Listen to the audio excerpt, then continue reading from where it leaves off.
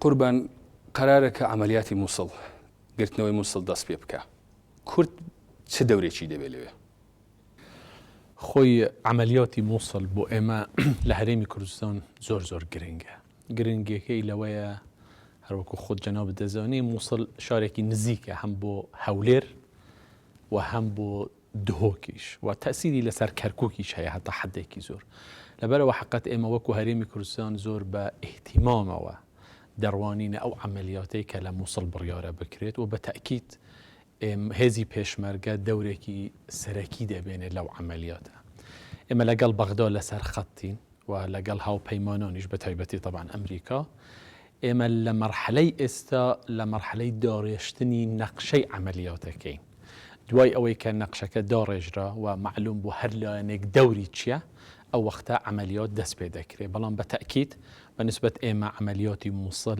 لە هەموو ڕۆیەکەوە چ لە ڕووی سەربازیەوە چ لە ڕووی اقتصادیەوە چ لە ڕووی کۆمەڵایەتیەوە زۆر گرنگە و ئێمە زۆر بە ئیحتیمامەوە سەیری ئەو عملیاتە زۆر نیگەرانی هەیە لەسەرەوەی کە ئەگەر ئەو عملیاتی گرتنەوەی مووسڵ دەست پێ بکە ئاوارەیەکی زۆر دێن خەڵکی سڤیل و ئەوەی کە لەگەڵ داعش نین ممکنە بێن بەرەو هەرێمی کوردستان چه ئامادەکاریەک بۆ مەسەلە ئینسانیە کراوە ئێمە دەبی خۆتان دەزانن هەرێمی کوردستان لە قەیرانێکی دارایی سەختدا تێدەپەڕێ بەڵام لەگەڵ ئەوەشدا ئێمە ناوەندێکمان هەیە لە وەزارەتی ناوخۆی هەرێمی کوردستان کە بە هاوکاری لەگەڵ ئەمەمی متحیدە و لایەنە پەیوەنددارەکان لەو مەسەلەیە بە بەردەوام لەسەر خەتن بۆ ئەوەی ئەگەر ئاوارە هات چ بکرێتن ئێمە هەندێک شوێنمان دەستنیشان کردووە بۆ ئەوەی کەمپیان بۆ بکەینەوە لەگەڵ بەغدا خەریکی قسەکردنین و لەگەڵ یوئێنیش بۆ ئەوەی کە ئەوان ئەو ئاوارە نەهاتن ئێمە پێشبینی زیاتر لە 9 ملیۆن ئاوارە دەکەین 9 ملیۆنی زیاتر ئیزافەی ئەوەی کە ئێستا هەمانە بەپێی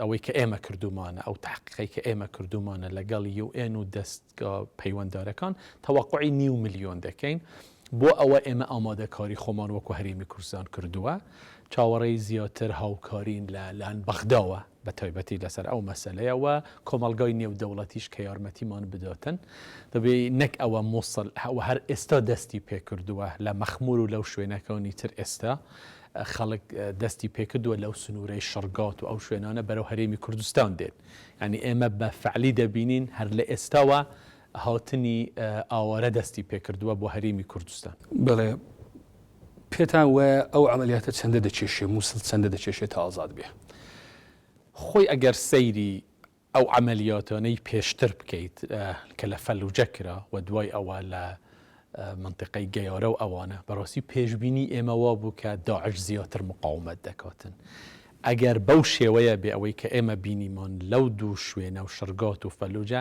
ئەوواگەر لە مووسڵیش هەر بەو شێوەیە بێ من تەوەقع ناکەم عملیەکە زۆر بخایێنێ بەڵام مهم ئەوە نییە مهم ئەوەیە کەی دەست پێ دەکرێت ئەوەی ئێمە دەبینین هەتا ئێستا ئێمە ئەو ئامادەکاریە لە ڕووی سەربازی و لە ڕووی نظامیەوە بەو شێوەیە نابینین کە ئەو عملیە لەم یەک دوو مانگە خلل چییە بۆ ئامادەکاریەکە بۆ شێوەی نابینین ئامادەکاریەکە لەبەر دوو سەبەب بە تەسەووری من یەکەمیان مووسڵ فەرقە لەگەڵ شوێنەکانی تر پێکهاتەی مووسڵ پێکهاتەیەکی حتا بڵێ جیاوازە وەکو شوێنەکانی تر نییە لەبەرەوە دەبێ زۆر بە دقەتەوە هەم لە ڕووی نظامیەوە و هەم لە ڕووی ئەوەی دوای ئازادکردنی شارەکە چۆن ئیدارەی دەکرێت بەڕای من ئەو بەشەی زۆر زەحمەتترە لە بەشی ئازادکردنەکەی کە لەبەرەوە دەبێ زۆر بە دقت ئەوە بکرێت و ئامادەکاری جەیشی عێراقیش بۆ ئەو عملیە هەتا ئێستا وەکو پێویست نییە وەکو پێویست نیە ممکنە چەند مانگێک بخواین هەتا ئامادە دەبن بۆ عملیاتێکی لەو جۆرە بەڵێ یەکێک لە ئامادەکاریەکان وێ دەچێت ڕێکەوتنێکی نیزامی بینی هەرێمی کوردستان و ئەمریکا زۆر نەکوتراوە ئەو ڕێکەوتنە چییە نێورۆکی ئەو ڕێکەوتنە چییە ئەو ڕێکەوتنە خۆی تەبی دوو بەشە بەشێکی ئەو یارمەتی داراییە کە ئەمریکا دەیدات بە هێزەکانی پێشمەرگە بەشێکی تریشی پرۆتۆکۆلێکی سەربازیە لە بینی ئێمە و ئەوان بۆ ئەو هاوکاری و یارمەتیانەی کە دەدرێ بە هەرێمی کوردستان چۆن ئیسیفادەی لێ بکرێتن نابێ بکەوێتە دەست خەڵکی تر یعنی هەندێک پێوەەر هەیە بە پێی ئەو پێوەرانە کە ئەمریکا بۆ خۆی پێی مهمە لەوێدا جێگیر کراوە و لەلایەن هەردوو لاوە ئیمزا کراوە و زیاتریش باسی ئەو هاوکاری و تەنسیقی نێوان هەردوو لا دەکا بۆ ئازادکردنی مووسڵ و شوێنەکانی تر. دەکوترێ قاسمی سلێمانی فەرماندەی سوپای قودسی ئێران داوای لە نووری مالکی و حیزبی دەسەڵاتدار لە عێراق کردووە کە پێش ئەو ڕێککەوتنە بگرێ بە تایبەت ئیزن نەدەن کە هیچ پێگەیەکی نظامی دیکەی ئەمریکا لێرە بکرێتەوە. ئێوە چەندە تەنسیقتان لەگەڵ بەغدا هەبوو یا بە شتێکی وا چەندە بەغدا زەختی کردووە کە نەکرێ؟ ئێمە ئاگاداری ئەو معلوماتانین، یعنی حقیقت ئێمە ئاگادار نین کە ئەو شتێکی وا ڕوویدا بێ و تەسەووریش ناکەم ڕاست بێ. بەغدا لەو ڕێککەوتنە ئاگادارە؟ بەغدا لەلایەن ئێمەوە پێشتر باس کراوە و تەسەور دەکەم ئەمریکیەکانیش بەغدایان ئاگادار کرده بێتەوە لەو ڕێککەوت، چونکە ئەو ڕێککەوتنە شتێک نییە نوێ بێ، ئەو ڕێککەوتنە لە نەتیجەی چەندین و چەندین دانیشتنی بینی ئێمە و ئەمریکیەکان کراوە. هەندێک مادە هەبووە ئێمە گۆڕیومانە، هەندێک مادە هەبووە ئەوان گۆڕیویانە، یعنی لە یەک کۆبوونەوەدا تەواو نەبووە. ئەمە کارێکی چەندین مانگەیە کە ئێمە پێکەوە کردومانە هەتا گەیشتوینەتە ئەو لێک تێگەیشتنە و ئەو پرۆتۆکۆلێک کە ئیمزاکرا لە هەرێمی کوردستان. بەڵێ وەک بۆ خۆشتان باستان کرد داعش وەک پێشوو مقاومەت ناکە، بۆ پێە مووسڵ دەگیرێتەوە و ڕەنگە داعش لە عێراق زۆری نەمابێ کە دەربکرێ. بەرنامەتان بۆ دوای داعش چییە؟ خۆی من پێم ئەوە مهمترین سوالە، دوای داعش چ دەکرێ؟ ئێمە هیواد بەهاتنی داعش بەدبەختی زۆر بۆ کورد، بۆ بەتایبەتی بۆ هەرێمی کوردستان بەهاتنی داعش بەدبەختێکی زۆرمان بۆهات. ئێمە هیوادارین بە چوونی داعشیش هەروانە بێ، بەس ئێمە زۆر بە نیگەرانیەوە سەیری مەرحەلەی دوای داعش دەکەین لەبەر دوو سەبەب. یەکەمیان دەبێ برایانی ئێمە لە بەغدا بزانن لەوە تێبگەن کە داعش هەڵقوڵاوی دروست بووە لە عێراقدا دروست بووە، لە شوێنێکی تر نەهاتوو تەئەموڵاتە. ئەساسی فکری داعش لێرەوە دروست بووە و داعشیش تێکهەڵێکە لە بینی تندڕەوی بڵێن ئیسلامی لەگەڵ ئەو شۆڤینیستانەی کە لە عێراقدا هەن. تێکهەڵی ئەم دوو فکرەیە داعشی دروست کردووە. تێکدانی داعش لە عێراق ممکنە لە ڕووی سەربازیەوە دوای مووسڵ خەلافەتیان نەمینێ، ئەرزیان بەدەست نەمینێ، بەو شێوەیە ناوی حکوومەتی ئیسلامیان لەسەر نەمێنێ، بەڵام بە تەسەووری ئێمە داعش وەکو منەظەمەیەکی ئیرهابی، منەظەمەیەکی ئیرهابی دەمینێتەوە، شێوەی کارەکانی دەگۆڕدرێ. ئەمڕۆ ئێمە لە بەرەیەکی جەبهەداین لەگەڵیان، پێم وایە زیاتر ئەو وەختە ڕوو لە شانەی نهێنی و شەڕێکی پارتیزانی لە عێراقدا دەکەن.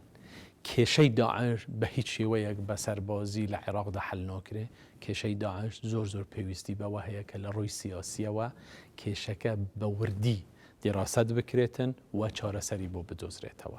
ئەگەر دوای دانێن کە بە شێوەیەکی سیاسیش ئیش دەکرێت کە داعش نەمێنێ، مۆزوعی سربەخۆی کوردستان چیلێتو کە زۆر جار لێرە سەرۆکی هەرێم باسی دەکا یا جەنابەت یا بەرپرسانی دیکەی هەرێم. خۆی من پێم وایە مەسەلەی سربەخۆیی هەرێمی کوردستان مافێکی ملەتی ئێمەیە، شتێک نییە کە مافی چارەنووسی ملەتی ئێمە مافێکی خۆیەتی کە داوای سربەخۆی بکاتن و من ئێمە پێمان وایە ئەوە وەکو هەدەفێک بۆ ئێمە و بۆ هەموو گەلی کوردستان دەمینێتەوە. ئەوەی کە بەنسبەت ئێمە دوای داعش زۆر گرنگە، سنوورەکانی کوردستان زۆر گرنگە. بەنسبەت ئێمە ئەوە مهمترین شتە بۆ ئێمە. ئێمە دەبێت تەسبیتی ئەو سنوورانە بکەین ئەوانەی کە بە خوێنی پێشمەرگە ڕزگار کراون و ئازاد کراون. ئەوە بۆ ئێمە گرنگترین مەوزوعە کە دەبێت ئێمە دوای داعش ئەم مەوزوعە یەکلا بکەینەوە. ئەگەر ئەو مۆزوعەتان یەکلا کردەوە مەبەستەوەی دوای ئەو دەچن بەرەو سەربەخۆیی بۆ هەر شتێک ئێمە بڕۆین لە نەتیجەدا ئێمە دەبێت بزانین حەوشەی ماڵەکەمان هەتا کوێیە بۆ هەر سەبەبێ، یعنی چ بمێنینەوە لە عێراق، چ سەربەخۆی وەربگرین، چ فدرالی بێ، چ کۆنفدرالی بێ. بەنسبەت هەرێمی کوردستان ئەولەویەتی یەکەمی هەرێمی کوردستان ئەوە دەبێت تەسبیتی ئەو حدودانە بکاتن کە بە خوێنی پێشمەرگە و ڕۆڵەکانی ئەم ملەتە ڕزگار کراوە. ئەگەر تەسبیتی ئەو حدودانەش بکرێت مەسەلەی کە دێتە پێشێ ئێران و تورکیە. ئێران و تورکیا سنوورێکی زۆرتان هەیە لەگەڵ ئێران و تورکیا لە دوولاوە. ئەوان هەردووکیان ڕازی نابن بە مۆزوعی سەربەخۆیی، چۆن چارەسەری دەکەن و کێشەی خۆی شەیە لە ناو خۆدا یەکێتی و گۆران ڕەنگە لەگەڵتان نەکەون لەو کاتێکی ئاوادا کە لە ناو خۆدا یەکێتی و گۆران و لەگەڵ نەبێ و لە دەرەوە دوو جیرانی گەورە لەگەڵتان نەبن چۆن دەتوانن چارەسەری بکەن؟ ئەزانی خۆی ئێمە طبعا ظروفەکە باش تێدەگەین، يعني بەڵام ئەگەر جەنابە سەیری هەر وڵاتێک بکە کە استقلالی خۆی وەرگرتووە کێشەکانیان زۆر زیاتر بووە لە ئێمە، زۆر زیاتریش بە هەم لە هەموو ڕۆیەکەوە لە ڕووی اقتصادیە و هەمووش لە مهم وڵاتیش بوون، بەڵام پێیان گوتراوە جارێ وەختی نییە و با ئێوە لە ناو خۆتان ڕێک نینوە، بەڵام ئەمە مەوزوعێک نییە، یعنی بڵێ وڵات ڕێگر بێ و بربەست بێ لەسەر ئەوەی کە ئێمە داوای سەربەخۆیی بکەین یان داوای کۆنفدرالی بکەین. بە حەقیقەت ئێمە دەتوانین وڵات هەیە سەربەخۆشە و دوای ئەوە کێشەی بۆ دروست بووە، وڵات هەبووە کێشەشیان هەبووە و سەربەخۆ بوون و کێشەی خۆشیان حەل کردووە.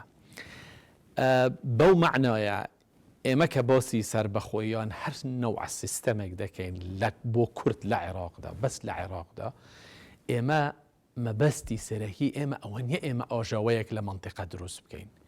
ئێمە لە حکومڕانی لەم وڵاتەدا بۆ چەندین ساڵ بۆ هەموو لایەکمان سەلماندووە کە ئێمە فاکتەری ئارامین لە منطقەدا، ئێمە فاکتەرێکی نەبوو تێکدان بۆ ئارامی لە منطقە و هەرێمی کوردستان دەتوانێت کە باسی حتا سەربەخۆیش دەکاتن، هەرێمی کوردستان وەکو حلێک باز دەکات نەک وەکو ئەوەی کە بیاوێ کێشەیەکی گەورە دروست بکاتن. بە تاکید ئێمە لە 2003ەوە کە گەڕاینەوە بۆ بەغدا بە ئومێدێکەوە بەو ئومێدەی کە بەغدا عێراقێکی نوێیە، دەستورێکی نوێیە، سیستەمێکی نوێیە، فکرێکی نوێیە کە لەوە هەمووی مهمترە، بەڵام ئێمە ناتوانین دوای 12 ساڵ بگەڕێینەوە بۆ عینی پێشی 12 ساڵ چووبە. ئێمە دەبێت لە واقعی عێراقدا تێبگەین. دوو نەوع عێراقمان هەیە، عێراقێک پێش مووسڵ، عێراقێکی دوای ئەوەی کە لە مووسڵ ڕوویدا. ئێمە جارێکی تر ناتوانین بگەڕێینەوە بۆ ساڵی 2003 و هەر لەسەر پەیوەندیمان لەگەڵ بەغدا هەر لەسەر ئەو ئەساسە بێ. ئەو ئەساسە فەشەلی هێناوە، ئێمە نامانەوێت ئەو فەشەلە جارێکی تر دووبارە بکەینەوە، بەڵام هەر چیەک دەکەین بۆ هەر لایەک دەڕۆین، چ بەرەو سەربەخۆیی بێ، چ بەرەو کۆنفدرالی بێ، هەر شتێک بێ، ئێمە پێمان وایە بەغدا دەمینێتەوە شەریکی ئستراتیجی ئێمە دەبێت ئەم شتانە یەکەم جار لەگەڵ بەغدا قسەی لەسەر بکەین، نەک لەگەڵ هیچ لایەکی تر. نە ئەنقەرە ئەوەندە مهم دەبێت لەو بابەتە و نە تارانیش، ئەوەی کە مهمە بە نسبەت ئێمەوە کە دەبێت قسەی لەگەڵ بکەین و دەبێت بە حیوار و بە گفتوگۆ بەغدایە لە دەرەجە یەکەم و دەمانەوێت لەگەڵ بەغدا ئێمە بگەینە حەلێک. تا ئێستا نەگەیشتونە حەل لەگەڵ بەغدا بوو، تەنانەت بوومانەوە لە نێو عێراقدا چێشەتان هەیە، ئەو چێشانە بۆ چارەسەر نەبوو؟ فکرەکە ئەوەیە بەغدا هەتا ئێستا ئەو فکرەی کە دەیەوێت هەموو شتێک لە بەغدا کۆنتترۆل بکات ئەوە نەگۆڕدراوە. مەسئلەی مەرکەزیەت لە بەغدا حتا ئێستاش وەکو فکر لەناو ئەو عێراقەدا ماوە و دەریش ناچێت لە مێشکیان، ئەوە زۆر بەداخەوە. وەزعی هەرێمی کوردستانیش من بە کۆگعلی بەو شێوەیە قسە بکەم. ئێمە پێش 2003 لە 91ەوە ئیستیقلال بووین، ڕاستە ئێمە ئەندامی ئومەم متحیدە نەبووین، بەڵام هەموو شتێکمان هەبوو. ئێمە لە 2003 بەو هیوایی کە عێراقێکی نوێیە گەڕاینەوە بۆ بەغدا، بەڵام ئەگەر سەیری ئەم یا 12 ساڵە بکەین دەستکەوتی کورد چی بووە لەو مەسەلەیە، حتا ئێستا دەستور وەکو خۆی جێبەجێ نەکراوە و زۆر پێشێلکاریش کراوە بۆ دەستور. لە کاتێکدا کە وەزعی عسکەریان یەک تۆز باش بووە هەوڵیان داوە دەبابات و شت بنێرن بۆ هەرێمی کوردستان و بۆ خانەقینەوە. ڕسەرۆک وەزیرانی پێشوو مالکی بزەبت ئەوەی کرد، بودجەی هەرێمی کوردستانی بڕی بەبێ ئەوەی تۆ دەسەڵاتت هەبێ هیچ شتێک بکەیت. ئایا سوالەکە ئەمەیە کورد دەتوانێت بەم نەوعە بۆ 10 ساڵی تریش لە عێراقدا بەردەوام بێ؟ من بە دڵنیاییەوە پێت دەڵێم ناتوانێت. و بۆم ئەم مەسئلەیە ڕاستە ئێمە خلافاتی ناوخۆمان هەیە لەگەڵ لایەنەکان، خلافاتی ناوخۆ، بەڵام بۆ ئەو مەوزوعە من تەسەور ناکەم لایەنەکانیش پێما وەکو ئێمە بیر دەکەنەوە، ئەگەر زیاتریش نەبێ کەمتر نییە لەو بیرکردنەوەی کە ئێمە هەمانە هەم بۆ مافی چارەی خۆنووسین و هەم بۆ مەسەلەی استقلال لە هەرێمی کوردستان. بەڵێ، هیچێک لەو مەسەلانەی کە لە چەند ڕۆژی ڕابردوودا ڕوویدا مەسەلەی کۆدتا بوو، شکستی کۆدتای نظامی لە تورکیە، موقفی ئێوە چییە لەسەر ئەو مەسەلەیە؟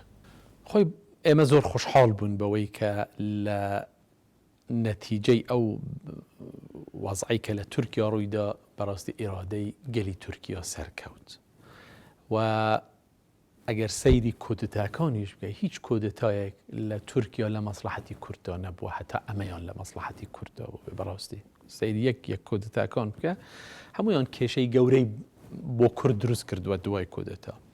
مووقفی هەرێمی کوردستان خۆشحاڵ بوو بەوەی کە ئەو حکوومەتەی کە شەرعیەتی لە گەلی تورکیا وەرگرتووە و بە دەنگ و بە سندوقی دەنگدان هاتووتە سەر حکوم توانی ملت توانی بەرگری بکات لەو حکوومەتە و ئەو کۆدتە سەر نەکەوت ئێمە خۆشحاڵ بووین بەوە. مەسلەیەکی دیکە کە کێشەی بەنەوەیەک بۆ هەرێم ساز کردووە زۆر لە ڕاگەیەنەکانی بەتایبەت ئێران باز دەکرێت چالاکی پێشمەرگەکانی حیزبی دموکراتی کوردستانی ئێرانە لە نێوخۆی کوردستانی ئێراندا. زۆر بەرپرسی ئێرانی بە تایبەتی سوپای پاسداران دواترینیان محسینی ڕزایی باسی وەی کردووە کە بە دنەدانی عەرەبستانی سعودیە لێرە شوێنێکیان بۆ کردوونەوە تەدریب دەدرێن پێشمەرگەکانیان و هەرێمیش چاوپۆشی دەکا. چەندە ئەو مەسەلەیە دروستە چەندە هەرێم هاوکاری ئەوانە دەکا بۆی کە چالاکیان لە نێوخۆدا هەبێ یا عەرەبستان ئایا شوێنێکی وای هەیە لێرە؟ خۆ یەکەمیان بە حەقەت ئەوە هیچ ئەسڵ و ئەساسی بوو نییە. عەرەبستانی سعودی قونسولی هەیە وەکو هەموو وڵاتانی تر لێرە بەعسەی دیبلۆماسی هەیە و لە چوارچێوەی ئەو پرۆتۆکۆلەی کە لە گەڵ عێراق هەیەی لەگەڵ عێراق هەیەی وەکو وڵاتێک ئیشی خۆیان لە هەرێمی کوردستان دەکەن بە هیچ شێوەیەک ئەوەی کە داگوترێ پایگایان هەیە لێرە و تەدریبی حیزبی دیموکرات و لایەنە سیاسیەکانی ئۆپۆزیسیۆنی ئێرانی دەکەن ئەوەیان بە هیچ شێوەیەک حقیقەت ڕاست نییە. بەنسبەت ئێمە علاقە لەگەڵ ئێران پەیوەندی لەگەڵ ئێران پەیوەندی دۆستانە لەگەڵ ئێران زۆر گرنگ و مهمە. هەروەکو عەرزیشم کردی ئێمە لە چەندین ساڵ ئیسپاتمان کردووە کە ئێمە عاملی استقرارین لە منطقە چ بۆ ئێران چ بۆ تورکیا و چ بۆ حتا پێشتر بۆ سووریاش و ئێستاش و ئەمە چوارچێوەی سیاسەتی هەرێمی کوردستانە کە دەبێ پێی هەوڵ بداتن لە هەرێمی کوردستانەوە کێشە بۆ ئەو وڵاتانە دروست نەکرێتن. مبالغەیەکی یەکجار زۆر هەیە لەو عملیانەی کە بە حساب حیزبی دیموکرات و لایەنەکانی تر کردویانە لە ناو ئێراندا. یعنی ئێمە یەک سوال دەکەین لە ساڵی ڕابردوودا پەژاک چەند عملیاتی کردووە لە ئێران و چەند کەسیشی کوشتووە لە داخلی ئێران یەک جار دەنگی هیچ مەسئولێکی ئێرانی دەرچۆیەکی هەیە بۆ ئەوان دەنگ ناکەن بۆ دیموکرات ئەمە سوالە بۆ ئێمە ئەمە سوالە. حزبی دیموکرات عملیەیەکیان کردووە ممکن عملیەتەکەش مبالغەیەکی گەورەیە طبعا بە سوپاسەوە بە حقیقت بە سوپاسەوە هەتا ئێستا ئەوان چه حزبی دیموکرات لایەنەکانی تر کۆمەڵە ئەمانە هەموو جار زۆر ڕەچاوی بەرژەوەندی هەرێمی کوردستانیان کردووە و هەمیشە ڕەچاوی ئەوەیان کردووە کە هەرێمی کوردستان نەبێتە شوێنێکی نائەمن لە چەندین ساڵدا پەیڕەوی ئەم سیاسەتەیان کردووە.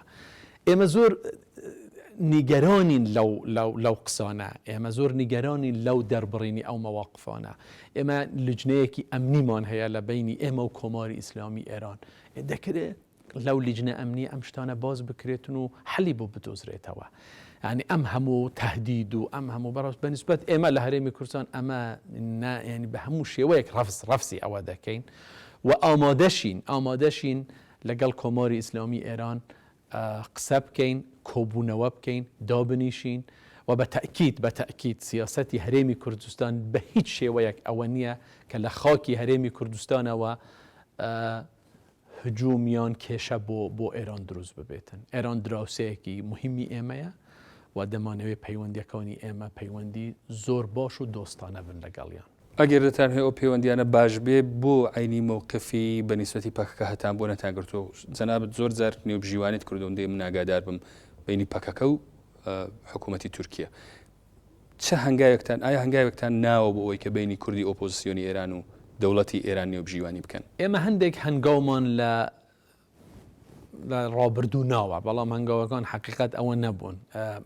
فەرقەکەی چییە؟ فەرقەکەی ئەوەیە ئێمە کە لەگەڵ پەکەکە دەستمان پێکرد پێمان وا بوو کە لەگەڵ تورکیا کە چوین دانیشتن لە سەر و کۆمارەوە هەتا دەگاتە خوارەوە پێمان وا بوو بەڕاستی دەیانەوێت کێشەکە بە دایالۆگ حەل بکەن. ئێمە هەتا ئەم لەحزەیە ئەو ئستعدادە لە ئێران نابینین. یعنی نابینین کە ئەو زەمینەیە هەیە کە بیانەوێت بە دایالۆگ و بیانەوێت بە حوار ئەو کێشەیە حەل بکەن و ئەگەر ئەو زەمینەیە هەبێ و ئامادەگی هەبێ بە تەکید ئێمە زۆر پێمان خۆش دەبێ ئەوەی کە بە حیوار و بە گفتوگۆ کێشەکان چارەسەر بکرێن. بەڵێ باسێکی دیکە دەکەمەوە کە لە سەرەتای فەرمایشکاندا جەنابەت فەرمووت مەسەلەی قەیرانی ئابووری لە هەرێمی کوردستان زۆر لە شەقامی کوردیدا دەبیسترێکە وەزع و گجاران نەماوە تێک چووە و هەرێمیش حکوومەتی هەرێمیش دەڵێ کە هێندێک خەریکە ئیشی لەسەر دەکا بۆکە چارەسەری بکە. بە مشەخەسی چتان کردووە بۆ ئەوەی کە لەو قەیرانەدا هەن دەرباز بن چ شتێک کراوە؟ خۆی لە هەرێمی کوردستان ئێمە چەندین کێشەمان هەیە کە بۆتە هۆی ئەم قەیرانە. کێشە یەکەمیان لە سەرەتای ساڵی 2014 کە بودجەی هەرێمی کوردستان لە بەغدا بەبێ ئەوەی قسە لەگەڵ هەرێمی کوردستان بکەن بڕیان، ئەوە کێشە یەکەم بوو کە دەستی پێکرد. کێشەی دووهەمی ئێمە شەڕی داعش بوو. ئێمە 1100 کیلومتر حدودمان ئەمڕۆ لەگەڵ داعش هەیە، 1100 کیلومتر. هەتا ئێستا حدودی 1500 شەهیدمان هەیە، نزیکەی 8000 برینداریشمان هەیە.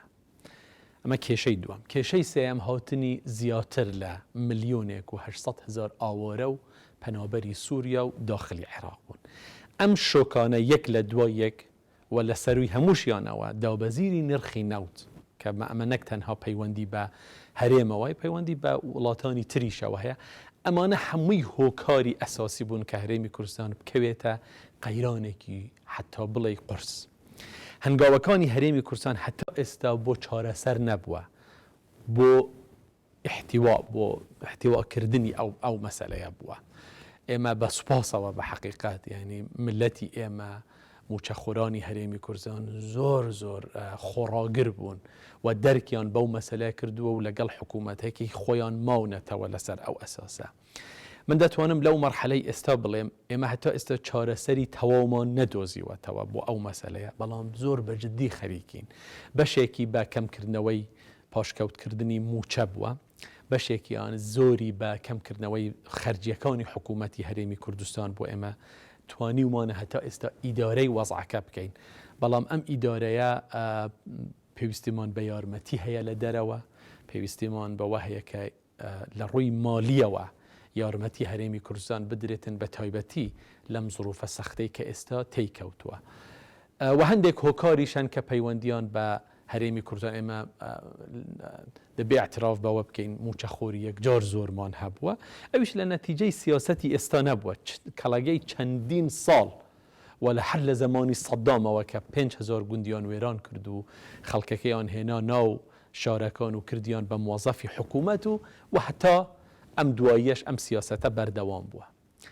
ئێستا وەزعەکە بەم شێوەیە ئەوەی کە ئێستا باسم کرد. طبیعی وەکو ئاگادارن ئێمە لەسەر خەتین لەگەڵ بانقی دەولی بۆ ڕیفۆرمی تەواو لە هەیکەلیەتی حکوومەتی هەرێمی کوردستان بۆ ئەو چاکسازیانە. لەگەڵ ئەوەشدا لە مەسەلەی نەوتدا ئێمە ئێستا کار دەکەین لەگەڵ دەستگاکانی کە پەیوەندیان بە وردبینی پرۆسەی نەوتەوە هەیە بە تەواوەتی و بە دیقەت کارەکان بکەن و دەبێ لەگەڵ لەسەر خەتیشین لەگەڵ بەغدا و لەگەڵ بانقی دەولی و لەگەڵ